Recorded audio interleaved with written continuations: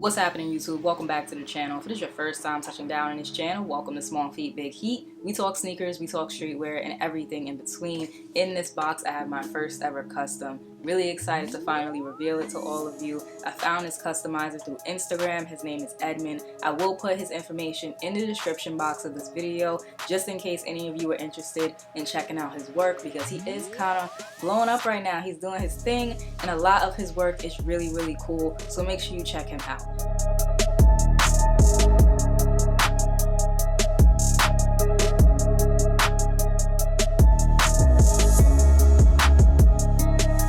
When I found Edmond on Instagram back in June, he was customizing Air Force Ones with this really cool leather bone pattern. And if you keep up with the channel, you know I love my Air Force Ones, so I knew I needed a pair.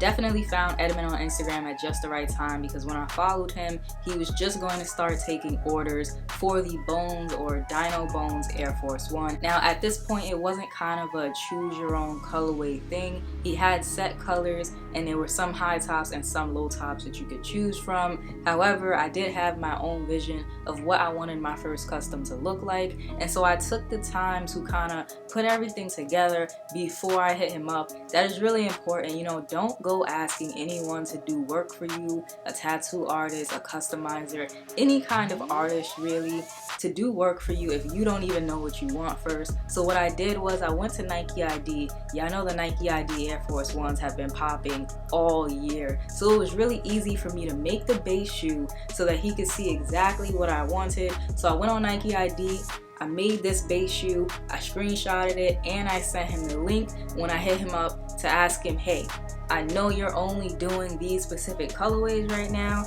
but I have this idea. Would you go for it? He actually liked the idea, so we talked specifics, and I sent him half the payment via PayPal. Once he confirmed that on his end and the money was all good, he got to work. I actually don't have any black leather Air Force Ones, so I saw this as a chance to fill that gap in my collection, which is why I went for the black upper with the white bone pattern on the outside. These came out so clean, and on the inside, bam, you have that Nike check, which I think is going to look really cool while I'm walking, but y'all be able to see it in the on foot. You have the white Nike Air on the back, white and black all over. I wanted to keep it real clean, real classic, Comme des Garçons vibes, Air Jordan 1 twist. That's kind of the look I was going for. It was a 2-month turnaround time for these from the time I ordered to the time they hit my doorstep. So I ordered in June, they hit the doorstep in August, and that was perfectly fine for me. While I was waiting for these, I wasn't even thinking about them because I knew that I would wear them in the fall and the winter. I had no intention of wearing these in the summer, so I knew I would be sitting on them for a while. If you're thinking, 2 months is a long time to wait for a custom shoe, think about it like this. He has to put in the order with Nike ID, get the shoe in hand, then he has to put in the work, put in the labor, removing the swoosh, laying down this bone pattern, making sure that it's glued and stitched on. Then he has to ship the shoe to me. It's a lot more that goes into it than just picking up a shoe from the store and shipping it to somebody.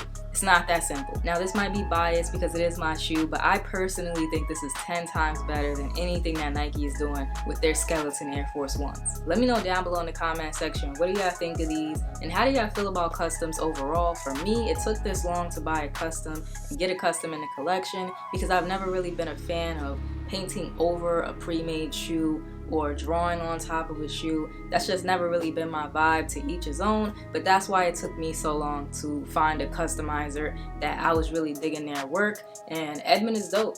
Check out his work. He's doing a lot of really cool things. So right now I'm gonna roll that on for footage, and then I'll be back with 3 tips to help you out when commissioning any type of artwork, whether it be a tattoo artist, shoe customizer, anything like that. 3 tips to help you have a good experience.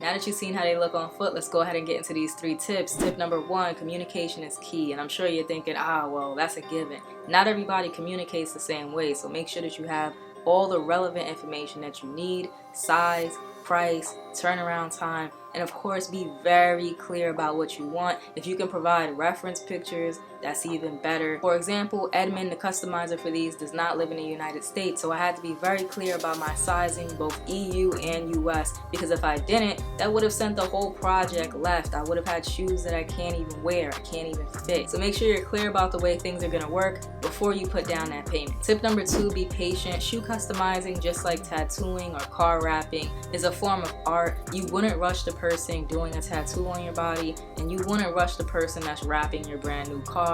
So be patient. You don't want to rush the shoe customizer because 1, rushed work does not look good, and 2, it'll put a bad vibe between y'all and you won't have a good experience. Tip number 3 is don't hijack the process. You're going to this person to create or enhance something in a way that you cannot. So you got to let them do their job. Once you're upfront and very clear about what you want, try not to micromanage the process, because you'll end up with a product that just seems like it's missing something, seems a little lackluster, because it's probably missing that artist's finesse. If you're nervous about how something's looking, or communication has been sparse and you feel like you need an update, it's perfectly fine to hit that person up with a DM or an email and say, hey, just checking in to see how things are going. That's perfectly fine, but try not to be rude or intrusive or just doing too much, because that's not going to make a positive experience for anybody. Before you go, remember to like, comment, subscribe, show a small YouTuber some love, and I'll check y'all out in the next one.